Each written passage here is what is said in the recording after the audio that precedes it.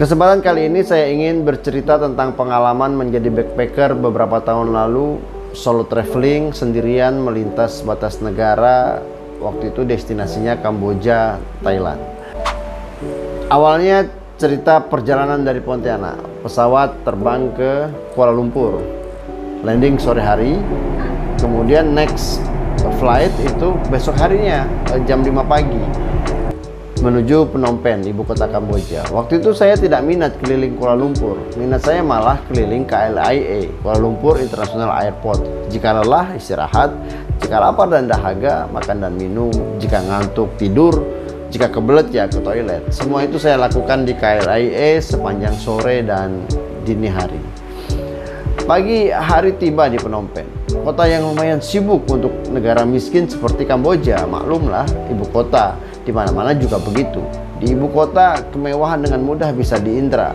Nanti kalau sudah melewati batas kota, kemiskinan merata-rata, ketimpangan sosial di mana-mana.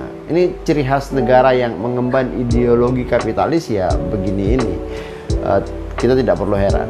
Oh ya, untuk diketahui saja agar tidak salah persepsi, dalam petualangan ini bekal di kepala saya adalah pluralisme, bahwa semua orang sama, kemajemukan harus dijunjung tinggi, hak individu dilindungi, tidak boleh rasis, tak boleh membedakan manusia satu dengan lainnya. Urusan ketuhanan adalah urusan masing-masing yang dilindungi hukum.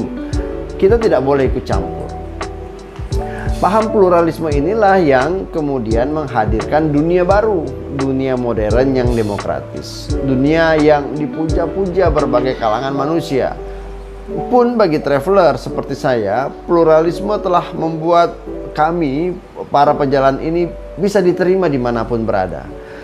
Kita harus punya sikap menerima kehadiran orang lain atas dasar konsep hidup berdampingan secara damai. Yang diperlukan adalah sikap tidak saling mengganggu. Setidaknya itu yang ada di kepala saya pada waktu itu, menjelma sebagai sebuah pemahaman. Kurang lebih 2 pekan di Phnom Penh, perjalanan saya lanjutkan ke Siem Reap.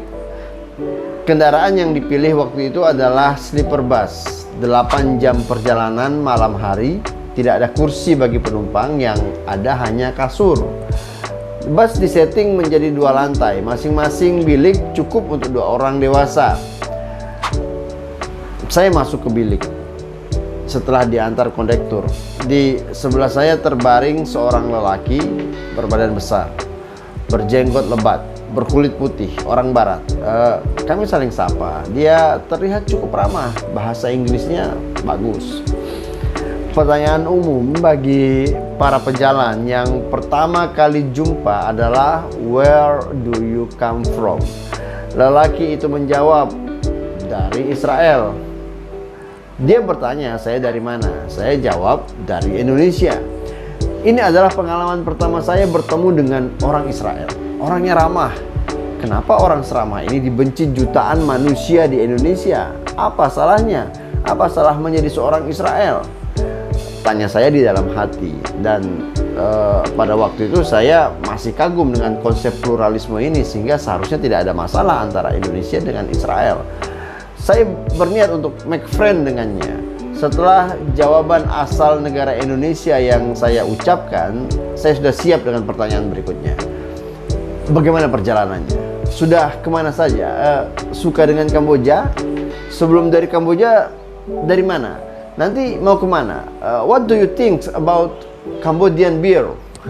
Kira-kira itu rencana yang mau saya tanyakan.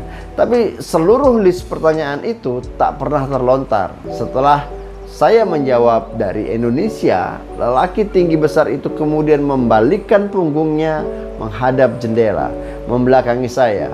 Begitu terus selama 8 jam perjalanan. Bahkan setelah bus tiba, tak diliriknya saya. Kenapa? Apa salah menjadi seorang Indonesia? Apa karena di Indonesia banyak Muslim? Katanya pluralisme. Ini gimana sih? Teman-teman, ini pengalaman lama tentang berharganya sebuah persepsi, sebuah pemahaman. Salah pemahaman, ya salah pula perilaku. Yang repot adalah semua perilaku itu akan dimintai pertanggungjawaban di akhirat. Semoga kita semua termasuk orang-orang yang bertobat dan berada pada pemahaman yang benar. Tentang pluralisme, ampuni dosa-dosa saya di masa itu ya Allah. Ini saya betul-betul bertobat dari pemahaman tentang pluralisme itu. Insya Allah besok ceritanya akan berlanjut ke kota Siem Reap, Kamboja. Jangan kemana-mana, tunggu terus postingan berikutnya.